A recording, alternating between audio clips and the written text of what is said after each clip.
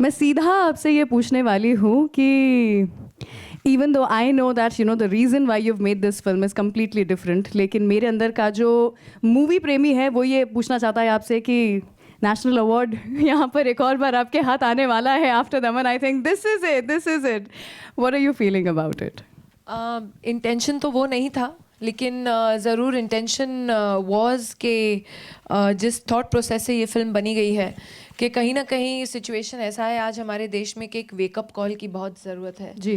आप स्टेटिस्टिकली देखेंगे तो हादसे जो क्राइम है अगेंस्ट विमेन वो कहीं ना कहीं बढ़ता ही जा रहा है और क्राइम बढ़ रहा है, लेकिन जो हम लोग के लीडर्स, पॉलिटिशियंस, जुडिशल सिस्टम है उनका माइंडसेट नहीं बदल रहा है।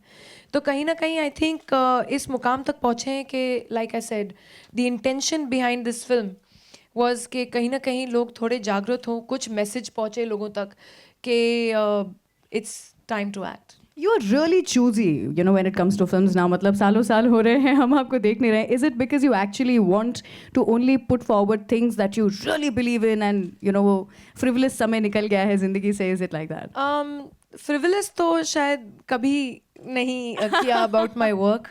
जो भी आज तक किया है, respect the body of work that I have done. कोई रिग्रेट्स नहीं है, लेकिन हाँ ज़रूर सिलेक्शन जहाँ तक के बात आती है कि you have to balance time between family, career and being what you are, your very existence. I think it's necessary कि कहीं ना कहीं एक सही बैलेंस मिले एक इंसान को, जो मैं कोशिश कर रही हूँ।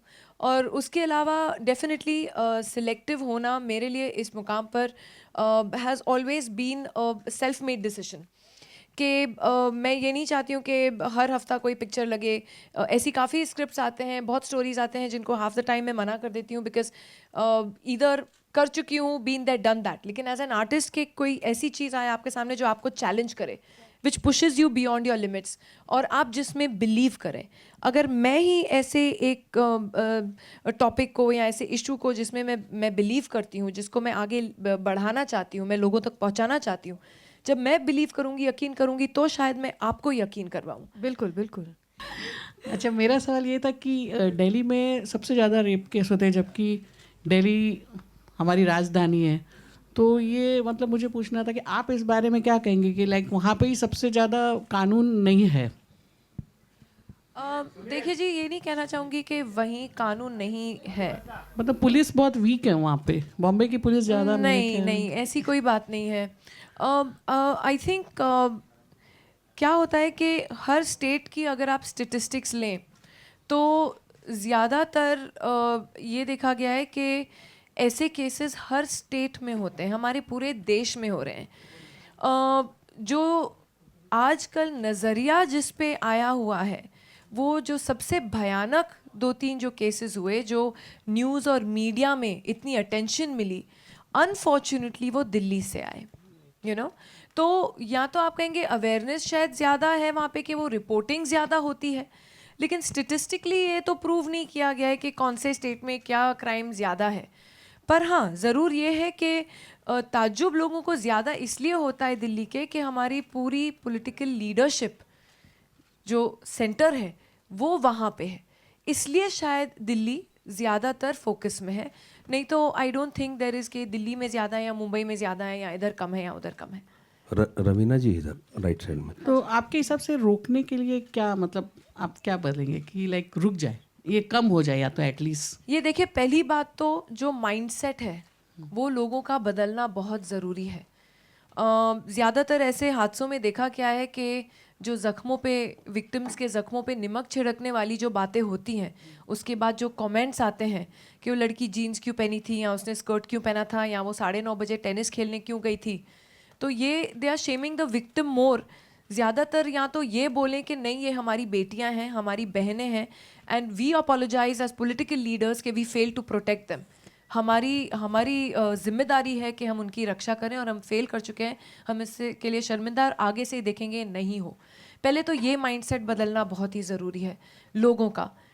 ज़्यादातर ये भी बहुत ज़रूरी है कहीं ना कहीं हम औरतें भी सोचें कि जो हम बच्चों को, बेटों को और लड़कों को जिनकी परवरिश कर रहे हैं, उनकी, हमारी भी ये जिम्मेदारी होती है कि उनको बचपन से सिखाना कि जो वीकर सेक्स है या जो थोड़े अबला हैं उनकी रक्षा करना, उनको प्रोटेक्ट करना, उनकी मदद करना, ये नहीं कि उनको बुली करना या उनको नीचा दिखाना। तो ये कहीं ना कहीं परवरिश के ऊपर भी होती है बात कि बचपन से आप अपने लड़कों को सिखाए कि जो महिला आपके बगल में बैठी है वो किसी की बहन है, किसी की आपकी दोस्त है, वो किसी की बेटी है या किसी की माँ बन सकती है।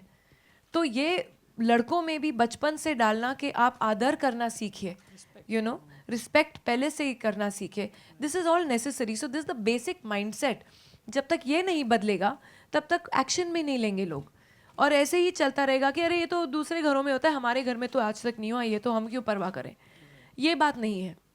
सबकी बेटियां हैं, सबकी बहनें हैं, सबकी माएँ हैं। तो कहीं ना कहीं this has to start even from us, from women. We can't only blame the man alone. जिन घरों में ऐसे लड़के हैं जहाँ देख रहे हैं कि अगर प्रॉब्लम है, you have to put your foot down, tell them no this is wrong. आप अपनी एटीट्यूड बदलिए पहले। सो आई फील कि जब तक ये नहीं होगा तो कहीं ना कहीं हमारा जुडिशल जो सिस्टम है, जो लॉ सिस्टम है, उसको भी कहीं ना कहीं बहुत ज़रूरी है कि हम ऐसे चेंजेस और ऐसे थोड़ा बहुत बदलाव लाएं जो लोग लॉ से डरने लगे। आजकल ऐसे लगता है कि इनको परवाह नहीं है, किसी को लॉ का डर ही नहीं है। आप इतने ब्लेटेंट केसेस देखेंगे अभी जो हाल में मैंगलोर में भी हुआ, यू नो, उनको डर ही नहीं था, किसी को लॉ से डर ही नहीं था। वो ठीक है 3-4 महीने अंदर जाएंगे, बेल पे छूट जाएंगे, क्या है यार, you know, that's the attitude which has to change. Bangalore I think. Raveena ji, जैसे आपने कहा कि मैं सब आवाम तक पहुंचाना चाहती हूँ अपनी फिल्म, जी, क्या आप कानून में भी अमेंडमेंट देखना चाहती हैं कि कुछ सख्ती की जाए, ऐसा कुछ कानून में? बिल्कुल सख्ती होना ज़रूरी है, वो समय आ गया है। हम लोग वही लॉज पे चल रहे हैं जो 70 साल पहले और 80 साल पहले, वो ज़माना अलग था। आज की दुनिया बहुत बदल गई है। It's become a dangerous world and it's not only for our children, it's for the future generations. What kind of a world are we leaving behind for our future generations? So somewhere the laws have to change to work with today's time, with today's dangerous time. Because ऐसे मतलब आप ही देखिए कहीं ना कहीं मुझे तो बदलाव नज़र नहीं आ रहा है, यू नो, चाहे गवर्नमेंट्स बदल गए, लेकिन जो क्राइम अगेंस्ट विमेन है उसमें तो बदलाव आया ही नहीं है। So somewhere it has to strengthen. ये बात लोगों तक पहुंचनी चाहिए कि बहुत हो गया अब। कितनी रोज़ हम पेपर पढ़ते हैं, अभी सोचते हैं चलो भैया एक और हो गया हादसा, नेक्स्ट डे एक और हो गया, नेक्स्ट डे एक और हो गया, पर रुकेगा कब? और लड़कियों के लिए कुछ मैसेज आप देना चाहेंगी?